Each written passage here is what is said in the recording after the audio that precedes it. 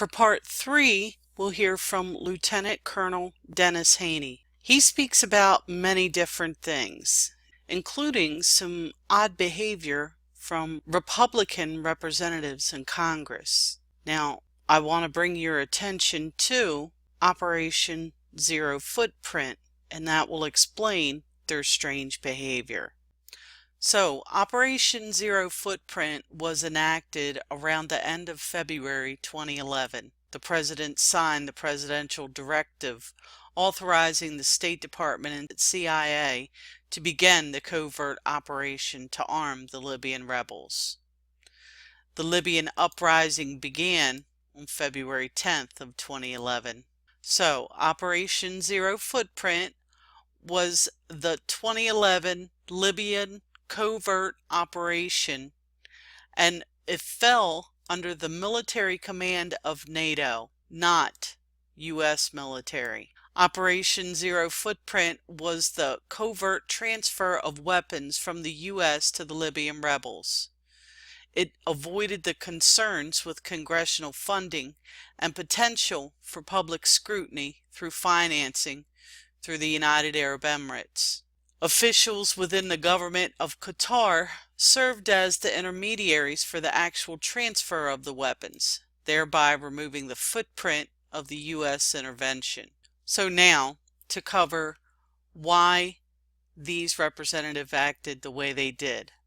The White House followed the Intelligence Oversight Act of 1980 in informing the Congressional Gang of Eight of Zero Footprint. Lieutenant Colonel Haney mentions the odd and downright deceitful nature of these politicians. I'd like to note for you the Gang of Eight that would have been in the know of Operation Zero Footprint: John Boehner, Nancy Pelosi, Mike Rogers, Charles Ruppersberger, Mitch McConnell, Harry Reid, Dianne Feinstein, and Saxby Chambliss. Let's listen to what the Lieutenant Colonel has to say. My name's Dennis Haney. I am a Lieutenant Colonel, United States Air Force, retired. I'm here to talk about the 13 Hours guys. They're operators. We had a Special Forces Colonel, Lieutenant Colonel, now Colonel, Andy Wood, who was very helpful to our committee, to our commission. He was also very helpful to a lot of the committees, if any of them paid any attention to him whatsoever. He was right up there telling the truth. He's a reservist in Special Forces. He was in Benghazi, or rather he was in Tripoli. He used to run with Ambassador Stevens every morning. He used to have breakfast with him right afterwards, and they knew each other very well, and he knew they needed support there, and so did the ambassador. He really needed it a lot. And Colonel Wood, I say that because he's an operator like the three operators I'm about ready to get into. He said that he told me that he had asked twice to be kept at the Libya, specifically in any area that he could be going to Tripoli or Benghazi with a 16-man Special Forces team, and twice he was told no, he was leaving. He was actually there on other business than Benghazi. And his replacement came in, and he left on the 1st or 31st of August, and you know what happened thereafter. The 13-hour guys, if you've seen them, read the book. That's the definitive thing. See the movie. And by the way, buy the CD set. There's 7 CDs, and I played them till they wore out. Excellent. And in that movie, a very telling scene right at the end of the movie just overwhelmed me. I had been through the book and the CDs 7 different times. I knew the story inside and out. I talked to these guys over breakfast, lunch, and dinner, and as far away from everything we could get in Montana together, going shooting. The things they told me correspond to anything you've heard them say. I mean, you know, and you look these guys in the eye as one operator to another, and you know they're telling the truth. They've got to tell the truth because as General McInerney, Admiral Lyons, and I, and Admiral Kubik, we all know that you depend on that other guy, and that's why you're there, is for that other guy. So 3 guys came forward out of the 5 remaining. Ty Woods was dead. Glenn Dougherty was a GRS, Global Response Staff person that came in from Tripoli. He brought in 2 Delta Force, 3 other GRS operators and a translator that crammed into a oil executive's jet and went to Benghazi. That, by the way, was the only airborne approach into Benghazi. So I'll talk to you a little bit. One of the things that I was really interested in is they've gotten a rough shake out of the previous committees they've appeared before, specifically Representative Mike Rogers, House Select Committee, Permanent Select Committee on Intelligence. They had a report, and basically they said, you know, no problem here. Hillary didn't do anything wrong. And oh, by the way, this is what the operator said. What the operator said was the truth. But if you read that report, there are 14 instances in it, and Representative Rogers' report, by the way, that was written by Mike Rogers and Dutch Ropersberger. No one else reported or wrote it, Democrat or Republican. No Republican signed it except for Representative Rogers.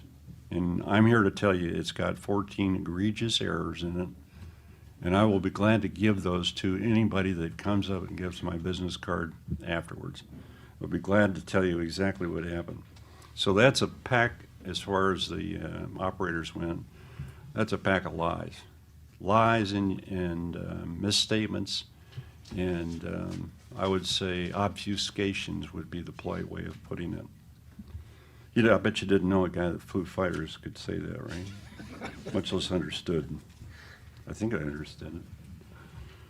I have to check with Emerald Lyons on that one. So we can blow off the House Permanent Select Committee and anything that Representative Rogers says. And I will tell you that throughout the Democrats' version that they put out the day before Trey Gotti put out his report, it's rife with information about the House Permanent Select Committee on Intelligence. And you know, I guarantee you that is a bad, bad source. You can quote me on it as much as you want to, and I'll back it up 100%. Specifically, I asked the 3 guys, the 3 operators from Tripoli, Global Response Staff, CIA, Annex Security Team operators, and I asked them, tell me what's wrong with what's in here. And they said, go to TIG, John Tiggin. TIG came to me with all the information I needed, and I've got it anytime you want it. They put out an article for one of the online news sources. They got it wrong, so come to me for the true word. The next statement is, was there a stand-down order? There was a stand-down. The word stand down, we're told, to John Tiggin. That's a fact. You can take that one to the bank. They were told to him by Benghazi Bob. That's what I call him. He's the senior CIA guy at Benghazi. And Claire knows all about that sort of stuff. But at any rate, he told them that. He told John Tiggin those 2 words. Cristiano Pirano heard him say to John Tiggin, stand down. What Benghazi Bob told Tonto and Oz were directly to their face, do not go. That's what he said. There's an administration, before I even really got involved with this, by the way, I'm from Special Operations Speaks, and as such, thanks to nomination from another air superiority individual on the CCB, I'm here as an Air Force person. But at any rate, what they said was there were 2 guys that appeared on TV, one rather narrow and one rather rotund that was larger than this, and the other guy you couldn't see him. But at any rate, it's the height of bureaucratese. He stated they were not told to stand down. They were told not to go. Like there's a difference.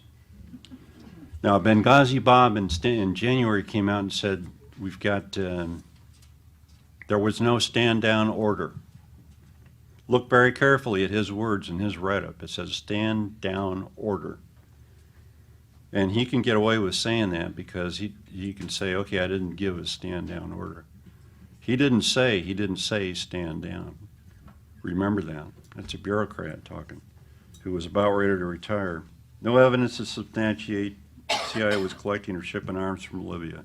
Okay, we'll just leave that one at that, except Boehner lied to Brett Baer on the 20th of October, 2 days before Hillary lied 4 times under oath to Representative Pompeo. They talk about the timing as far as that goes. There really wasn't enough time. There was plenty of time, 20 minutes. And they were saying 15 minutes to get those guys ready. They were up, running, and ready, geared up, jocked up, as they called it. They were ready to go. And they could have been there in time to protect, or not only protect, but to save the ambassador and Sean Smith.